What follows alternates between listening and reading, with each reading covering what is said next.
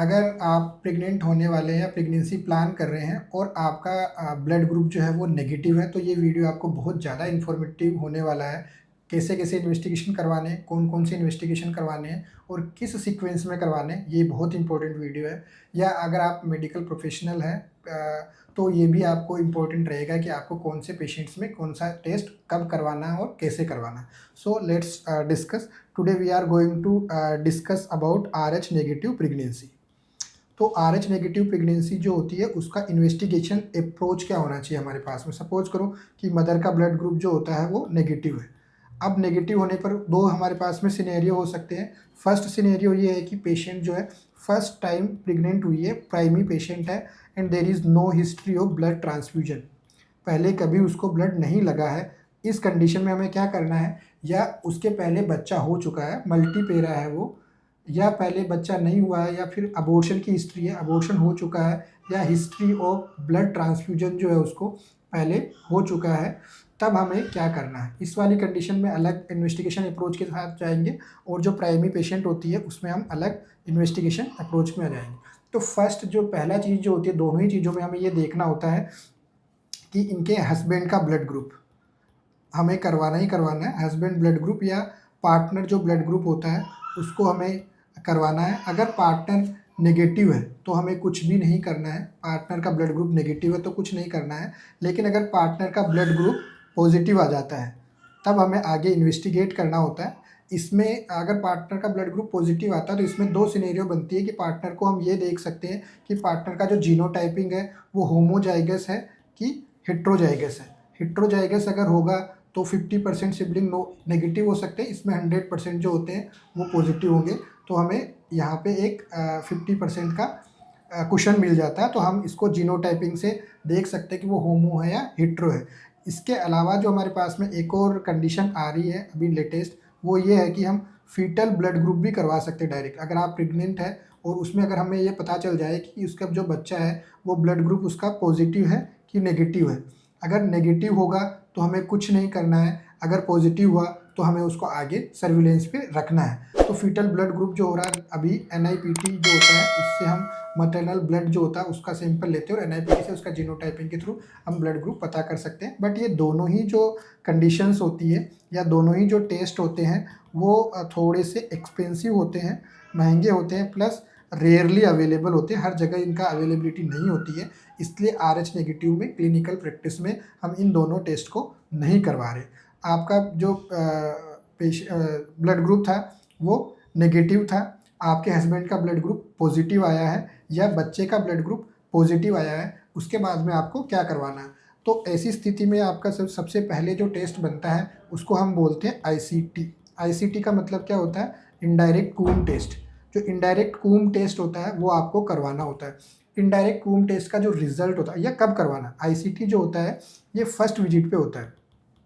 First visit या 12 week जो होता है उस POG पे आपको ICT करवाना है प्राइमरी पेशेंट में। और उसके बाद में फर्स्ट विजिट के बाद में अगर ये टेस्ट जो है नेगेटिव आता है, अगर ये नेगेटिव आता है तो हमें इसको रिपीट करवाना है 28 वीक POG पे इसको वापस रिपीट करवाना है। लेकिन अगर ICT पॉजिटिव आ जाता है, सपोज करो कि अगर ये फर्स्ट विजिट पे 12 वीक पे ही पॉजिटिव आ गया या उसके बाद 28 वीक पे पॉजिटिव आ गया, तो क्या करना है। तो 12 वीक पे अगर हमारे पास में पॉजिटिव आता है तो हमारे को नेक्स्ट जो टेस्ट होता है उस टेस्ट का नाम क्या है, उस टेस्ट का नाम है RH एंटीबॉडी टाइटर।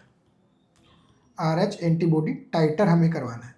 दोनों ही टेस्ट थोड़े अलग होते हैं। बहुत सारे क्लिनिकल सिनेरियो में या क्लिनिकल प्रैक्टिस में हमने देखा है कि कुछ कुछ जो प्रैक्टिशनर्स होते हैं वो RH एंटीबॉडी टाइटर और ICT दोनों को एक साथ लिख देते हैं। इनको एक साथ नहीं लिखना है। RH एंटीबॉडी टाइटर तभी करवाना है जब आपका ICT पॉजिटिव आए। अगर ICT नेगेटिव आ रहा है तो RH एंटीबॉडी टाइटर करवाने की ज़रूरत नहीं है। अब RH एंटीबॉडी टाइटर जो होता है इसमें हमें क्या देखना होता है, इसमें हमें ये देखना होता है कि इसका जो किस पे ये पॉजिटिव आ रहा है। अगर इसका 1:16 जो टाइटर होता है ये इसका क्रिटिकल टाइटर होता है, इसको हम बोलते हैं क्रिटिकल टाइटर।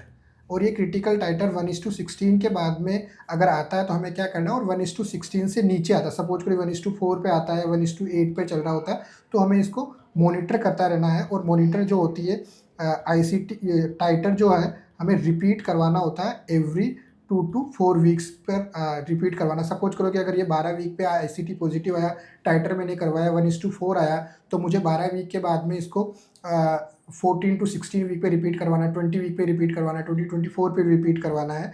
ये डिपेंड करता है कि टाइटर अगर इसके प्रोक्सिमल या अप्रोक्सीमेशन टू द 1:16 आ रहा है तो मेरा जो इंटरवल होगा वो 2 वीक हो जाएगा, या 1:4 में आ रहा है तो मेरा इंटरवल होता है वो 4 वीक हो जाएगा।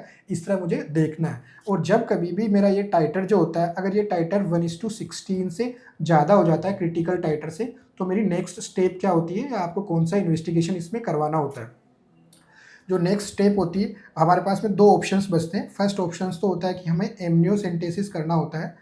एमनियोसेंटेसिस का मतलब ये होता है कि एक छोटी सी सुई जो होती है आपके एब्डोमेन में जाती है और बच्चे के चारों तरफ भरे हुए पानी को निकालते हो, उसका हमें ऑप्टिकल डेंसिटी पे टेस्ट करना होता है। और एक कुछ चार्ट होता है जिसको हम लिली चार्ट बोलते हैं, और उस चार्ट पे प्लॉट करके हमें देखना होता है कि फीटल एनीमिया कितना आया है। ये सारी जो चीज़ें होती थी ये पुराने ज़माने की बातें हैं, यानी कि ये टेस्ट जो है अब एब्सोल्यूट हो चुका है। Now this test is absolute. इसको हम अभी क्लिनिकल प्रैक्टिस में नहीं कर रहे। अगर इसको नहीं कर रहे हैं तो फिर कौन सा टेस्ट है जो हमें RH नेगेटिव प्रेगनेंसी में टाइटर पॉजिटिव क्रिटिकल टाइटर के बाद में करवाना होता है। और बेस्ट टेस्ट जो होता है उसको बोलते हैं MCA PSV, यानी कि मिडल सेरिब्रल आर्टरी का पीक सिस्टोलिक वेलोसिटी जो होती है वो इम्पोर्टेंट होती है। और इस पर एंगल एंड इसका जो मोम होता है 1.5 मोम जो होता है वो अपना क्रिटिकल होता है, और हम इसको मॉनिटर करते रहते हैं। जब कभी भी ये एबनॉर्मल आ जाता है तो उसके बाद में हमारे को ये डिसाइड करना होता है कि बेबी को इंट्रायूट्राइन ट्रांसफ्यूजन करना है या टर्मिनेशन की तरफ सोचना है। इसके लिए मैं अलग से आपको वीडियो बना के दिखा दूंगा कि हम MCA PSV को कैसे इंटरप्रेट करते हैं।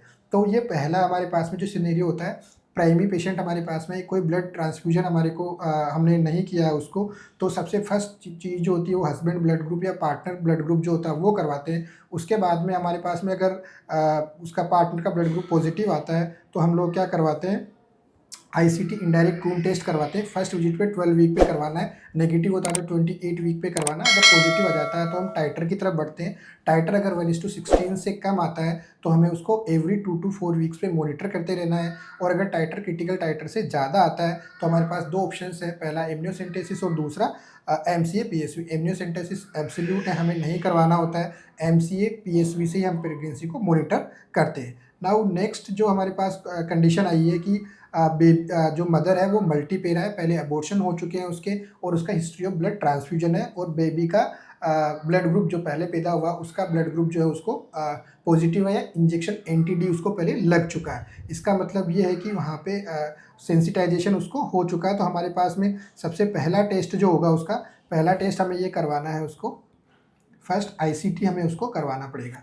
तो ICT जो होगा वो ICT मुझे कब करवाना है, ICT जब मैं उस पर करवाऊँगा तो फर्स्ट विजिट पे ही ICT मुझे उसका प्लान करना पड़ेगा। 12 वीक्स POG पे अगर मैंने फर्स्ट विजिट पे इसका प्लान किया है तो ICT मुझे देखना है। और ICT को देखने के बाद में अगर ये नेगेटिव आता है तो क्या करना है, और अगर ये पॉजिटिव आता है तो क्या करना है।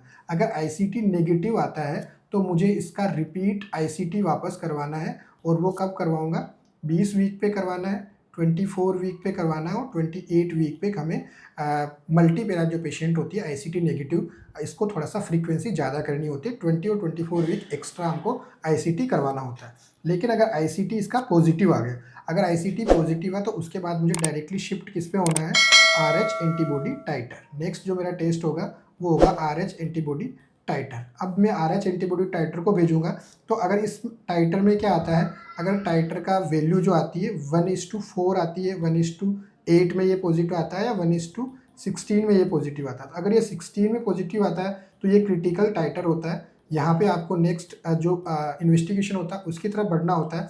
लेकिन अगर ये इन दोनों में आ रहा है तो आपको मॉनिटर इसको करते रहना है। मॉनिटर कैसे करना है, एवरी 2 to 4 वीक जो होता है उसको आपको मॉनिटर करता है RH एंटीबॉडी टाइटर के लिए। 1:4 जो होता है एक स्पेसिफिक हम देख सकते हैं जो प्रीवियस वैक्सीनेशन हुआ ना उसका जो टाइटर आता है 1:4 पे आता है। ये 1:4 से कम ही होता है वैक्सीनेशन वाला टाइटर, और अगर सेंसिटाइजेशन से आ रहा है तो वो बढ़ जाएगा, 1:8 या 1:16 होने की चांसेस ज़्यादा हो जाएंगे। जैसे ही हमारे पास में हमारा टाइटर जो होता है अगर 1:16 से ज़्यादा में आता है तो हमें क्या करना है, हमारे पास अगेन चांसेज ये है, फर्स्ट जो है वो होता है कि amniocentesis, but amniocentesis as you know कि एब्सोल्यूट हो चुका है, हमको इसको नहीं करना होता है। न तो कौन सा चीज़ करनी होती है, MCA PSV। MCA PSV जो होता है, इसका वैल्यू या RH नेगेटिव प्रेगनेंसी को मॉनिटर करने के लिए हमें जो यूज़ कर रहे हैं कलर डॉपलर, MCA PSV कर रहे हैं, और इसी की वैल्यू जो होती है 1.5 मोम्स जो होता है, उसी पे इसका क्रिटिकल डिपेंड करता है कि हम कहाँ तक लेके जाएंगे, इंट्रायूट्राइन ट्रांसफ्यूजन करवाएंगे या फिर उसको टर्मिनेशन करेंगे। तो ये हमारे पास में दिखता है कि हमें क्या क्या टेस्ट करवाना है। सीक्वेंस क्या होता है, सीक्वेंस पहले मदर का RH नेगेटिव है, देन हमें उसके बाद में क्या करवाना है, फादर यानी कि जो पार्टनर होता है उसका ब्लड ग्रुप करवाना होता है। उसके बाद में कौन सा टेस्ट करवाना होता है, फादर या मदर के बाद में हम डायरेक्टली जाते हैं ICT पे जाते हैं। ICT के बाद कौन सा करवाना होता है, RH एंटीबॉडी टाइटर करवाना होता है, और RH एंटीबॉडी टाइटर के बाद में अगर पॉजिटिव आता है तो हमें क्या करवाना होता है, MCA PSV करवाना होता है। तो ये वाले जो इन्वेस्टिगेशंस होते हैं, ये वाले इन्वेस्टिगेशंस आपको RH नेगेटिव प्रेगनेंसी में करवाने होते हैं। कोई भी क्वेश्चंस हो आपके माइंड में तो आप हमारे कमेंट बॉक्स में पूछ सकते हैं, हम इसका जवाब देने की पूरी कोशिश करेंगे। Thank you so much.